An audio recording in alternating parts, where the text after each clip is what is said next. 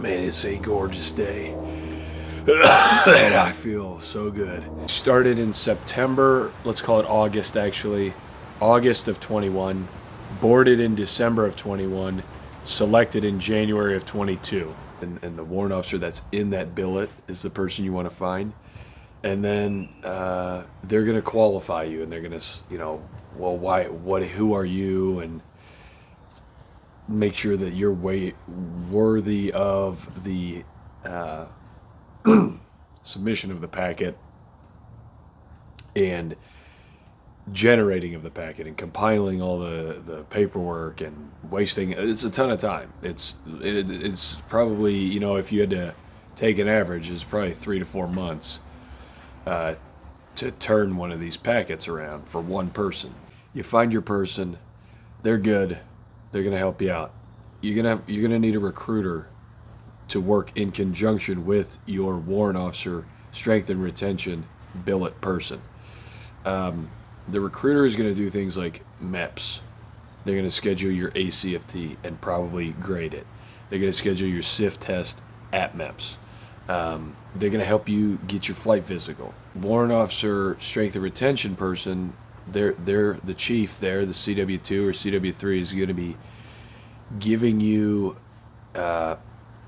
people in the command that you might reach out to for letters of recommendation. They're going to give you the checklist for your packet, and you're going to have to build that thing as a PDF and line everything up nice and neat. Cover sheet, checklist, letters of recommendation, SIFT score, ACFT score, and supporting documentation, birth certificate, and all your training and certifications and any documentation that could back. Like I had my water survival training, and when you go to the Dunker and my different aviation schoolhouses and squadrons and deployments and diplomas, high school, college diploma. So that'll all go in there, and it's going to be nice and neat. It's going to be in the order they ask it for. You're going to write an essay. I would just say this about your packet. Like I said, I put mine all together. I think a lot of people just do. I think it's not that complicated to organize the pages in a PDF. But some offices may have you send them the info or deliver it, and they'll put it together. Or maybe they still do paper copy. So, and then I send it in, and then they're like, hey, the formatting needs changed, or, tweak this page, put this over here. Just order a stuff and formatting. Oh, man. Oh, we can do it. I just want people to know, it can require a different level of dedication. There are people that drive in from out of state and stay in hotels to get their flight hours in. A certain level of wanting to do this, and you're in a competition for these seats. So don't be discouraged. Just know that and mentally prepare. I'm trying to set everyone up for success. I wouldn't put these videos out if I was not trying to set you up for success. All right, enough of that. That's it, man. So you get your packet in, boom, boom, boom. Make sure you read that thing a bunch.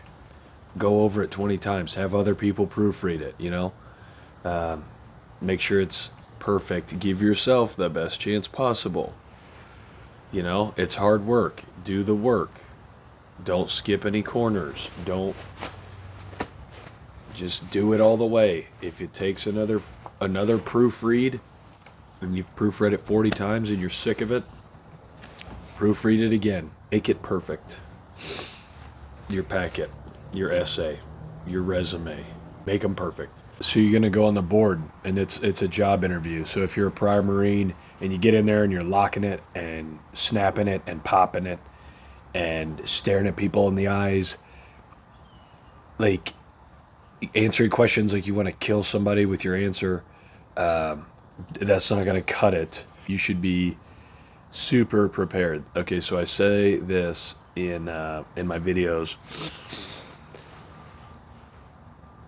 You need to over prepare for that interview. You need to really think about you've done all the work, right? You've jumped through all the hoops and all the thing, and it's like taken 4 months, and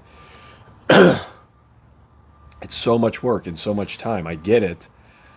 But that interview is where it is the time that they will make that decision with you right there. So all that other shit means nothing. Nothing.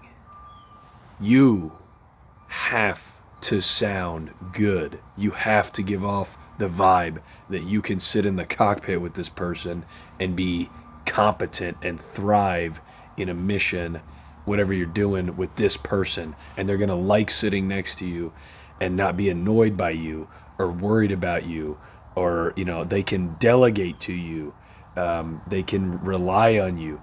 You have to give that off in that interview. And guess what? You submitted that packet and all your stuff's good. They aren't going to read through that and research you. Like, nobody wants to do a history project on you or me. So you need to learn to articulate yourself really well. I'm looking at you. You're very talented. You're very competent. You need to write it down on paper and get really good at telling that to people in a conversational tone, and making it relatable to your audience. Okay, so this is all stuff. I went to business school and graduated, and just life lessons. And my mom stopped by. That was nice to see her. I'd write down what your drivers are, how you define leadership, instances where you've used your leadership style. Why do you want to be a pilot? Give us, the first question is always, give us your background, which should be 2 to 5 minutes of you rambling off everything pertinent that is relatable to your audience, that is, relatable to the task that you're trying to do, which is become a pilot in the Army. So,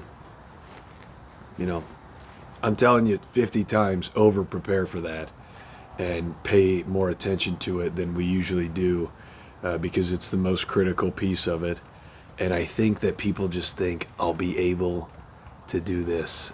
I'm telling you, if you sat on the other side of that table, you would immediately, you could sniff out the bullshit, you could sniff out the people who didn't prepare, you could a mile away tell who wants it and tell who doesn't want it. I mean, if you're not studying your own answers and writing them down on a sheet of paper at a minimum, you're wrong. But I mean, find somebody to ask you those questions and then give your answers to that person, and it should feel awkward and weird. And then when you get in the room, you're good to go. You don't feel that as weird because you've been rehearsing it with your mom or your spouse or your significant other or your whatever. They want to be told by you, and they want to be told in in an efficient and relatable way. So learn how to do that. Enough about that. You'll get your results back about a month after, and if you don't have any waivers and you're not an old man and all that good stuff, you're gonna go to flight school, and they'll get you a seat down there, and that's where I'm at in my process. It's looking like next year I'll be going. I've told people in my office that I'm going to do this. I've told other grown men that I'm going to do this, and their reaction is resounding proof that I'm making the right decision. It's more of a life, man, than sitting in a office or a cubicle, waiting for retirement, waiting to die is how I view it. So go for it.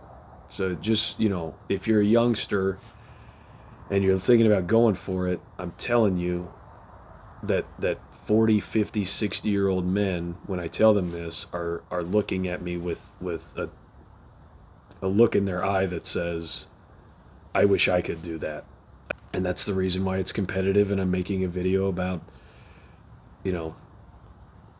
my experience, so you can have some added perspective. So I am staying after it. I hope you're staying after it.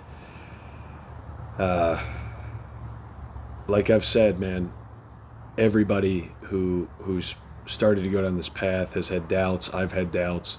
If you have doubts, don't underestimate yourself. It doesn't take a crazy special individual. You have the right stuff. and you just have to develop it and believe in yourself and give yourself a shot. So give yourself a shot, advocate for yourself. Don't give up because one person tells you no. Go find other people, ruffle some freaking feathers. So take that for what it's worth. I do not make these videos for clout. I make them for our little group here. A lot of good people in the comments. Keep interacting, and if you have questions, reach out. But that's where we're at. We're slotted to go. We're excited. Hope everyone has a good holiday season. Happy Hanukkah, Merry Christmas, any other thing that I missed. I love you, and I hope you get to spend some time with your family and love. And I'll leave you with this, something that I would say when I would be in theater. I would say that before our flights as a prayer. Sharp minds, smooth hands. We'll see you on the next one.